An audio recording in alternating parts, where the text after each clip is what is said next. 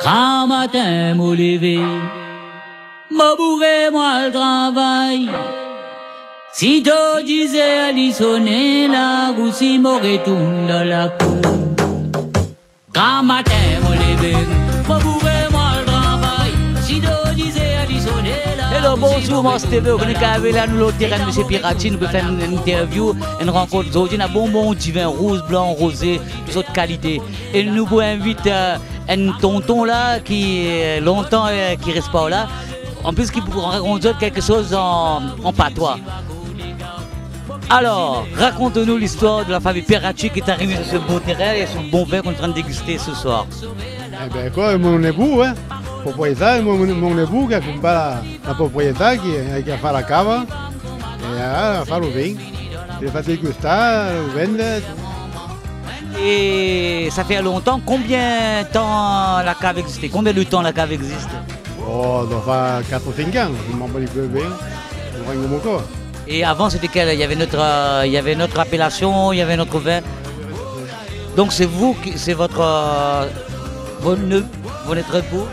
Mon époux qui l'a créé, la cave. Donc, parce que l'encadrement, il est super beau. Hein. Quand on travaille ici, on est content de travailler la vie. En plus, c'est un bon goût. Et est-ce que vous prenez du plaisir vraiment pour faire ce super vin? Oui, c'est bon. Quand on travaille à la vie, c'est mal au vin. Sinon, on ne peut pas peine travailler à la vie. Rouge, rosé, blanc. Est-ce que vous pensez que le vin est un aliment? Oh, le vin est beaucoup plus que ça. Le vin peut être un aliment. Le vin est un élément de plaisir. Le vin permet de découvrir un produit de terroir fabuleux. On peut parler de la terre, on peut parler. Et le vin, c'est une belle histoire en soi. La fabrication du vin, à partir du grain de raisin, obtenir un vin qu'on boit avec beaucoup de plaisir. Mais est-ce qu'il y a une latte, il y a une latte de Bordeaux, une latte de Bourgogne, il y a une latte d'ici dans le sud? À quoi c'est pas paillé? La terre, c'est pas la même, c'est pas paillé. Comment se fait-il ça alors? Mais c'est normal. Mais c'est normal. Est-ce que tu dirais qu'un Bordeaux il est meilleur que celui-là? Mais non, c'est pas meilleur, c'est différent. Ce qui est important, c'est les gens qui travaillent avec leur cœur. Donc le goût du vin, il a le goût de son cœur. Exactement. Et la terre, si tu la travailles pas avec ton cœur, tu peux rien tirer. Ça, c'est une certitude. Donc il y a des gens qui bossent bien. Et les gens qui travaillent avec leur cœur, ils arrivent toujours à faire un truc nickel. Voilà. Et le secret, il est là, quoi. Je veux dire, il n'y a pas de. Tu peux retourner le problème dans tous les sens. La vérité, elle est là. Mais est-ce que la frontière du Côte-d'Ivoire ou Côte-de-Provence? Moi, je suis perdu. Moi, je viens de loin. Tu as vu, 11 000 km. Alors là, je suis à côté du Bandol, on me dit. Ça va être compliqué de t'expliquer un peu les appellations. Ça cette histoire là. Mais après, c'est. On est dans le vent, mais pas Côte de Provence. C'est terroir. Après, géologiquement, les cépages ne sont pas les mêmes. Tu sais, en fait, l'appellation, c'est un truc qui est tout con. C'est le cépage qui pousse super bien à un endroit. C'est tout. Après, le reste, c'est que du baratin. Tu as un cépage à un endroit qui marche super bien et qui donne un produit qui est vachement particulier. C'est ça l'appellation.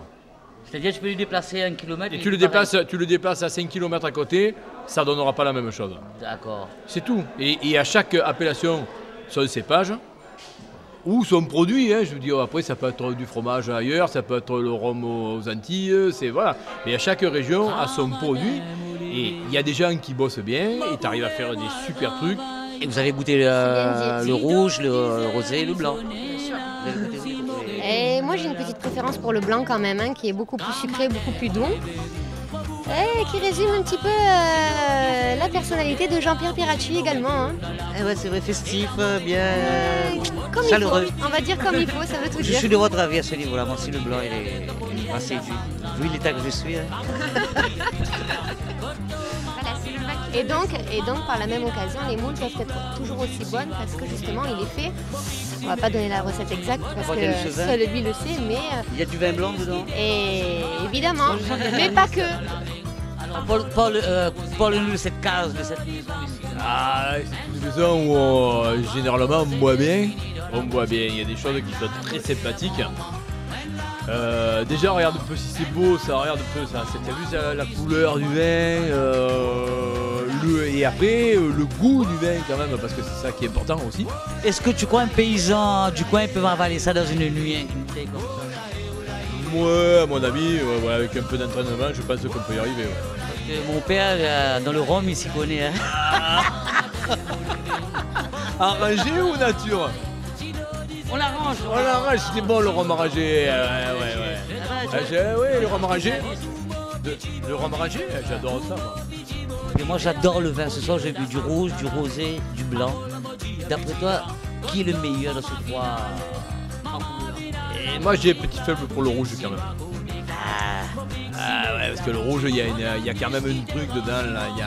Il y a la matière, tu ressens la terre encore. Le rosé c'est bien, mais tu ressens plus la terre et le travail du vigneron, tu ressens plus dans le rouge quand même. Si je suis, mettons, à Paris, je pourrais trouver ça. Ah, c'est pas ça. À Paris, c'est pas. Encore c'est pas. Et donc, est-ce que Perracci va agrandir son champ un jour, devenir plus grand, pour faire connaître plus ce vin encore à travers la France? Voilà, il y a un compas de terrain qui est pas planter des vignes. C'est enfin oui.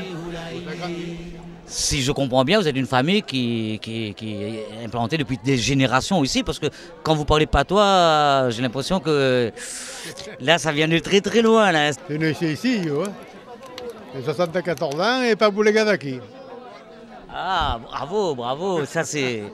Et d'après vous, quel plat qui va très bien avec ce genre de vin? N'importe quoi. N'importe quel plat va que le vin. Grand matin, mon lever, m'abourrer moi le travail. Si tu disais à lui sonner. J'ai pas pu goûter les moules parce que apparemment ça a trop de succès, j'ai pas pu accéder aux moules. Alors, par contre le rosé cuvée supérieur, là, avec l'étiquette noire, il est excellent. Avec les moules. Ça ira bien avec les moules. Non, plutôt du blanc avec les moules, non? Mais j'ai pas goûté le blanc encore. Ce qui paraît, je savais pas l'aventure, ce qui paraît, il y a du vin blanc qui peut aller avec le fromage. Avant, on disait que le rouge pour le fromage. Vous êtes d'accord avec ça? J'en sais rien. Non, mais enfin, moi, je préfère le rouge avec le fromage, hein, quand même. Bon, mais là, c'est vous dégustez bien les moules. Non, on arrive à peine, on n'a pas le temps parce qu'on travaille pour demarstv.com. Vous pouvez nous voir chez Demars TV. Ça se passe à 2 Mars TV. Mais c'est super, on aura toujours du bon vin à boire ici les gars en France. Quand j'entends parler de ça, oh purée. J'espère que dans les îles on aura du rhum aussi équivalent comme ça. Ouais, il n'y a pas de raison. Tu dis quelque chose pour ton camarade Perracci, un petit compliment pour ton copain? Un petit compliment pour Jean-Pierre. Bah, Jean-Pierre c'est quelqu'un qui est énorme parce qu'il a un courage. Et en peu de temps, il est arrivé à faire des choses. Chapeau, je veux dire, chapeau bas, total respect, Jean-Pierre. Donc lui aussi, il va nous faire boire du vin depuis. Ah, mais de mieux en mieux, de mieux en mieux. Il n'y a rien là, les gars. Bon, merci. Hein. Ben, écoute, avec grand plaisir. La boutique, on a discuté racinois, discuté racinois avec sauver la race.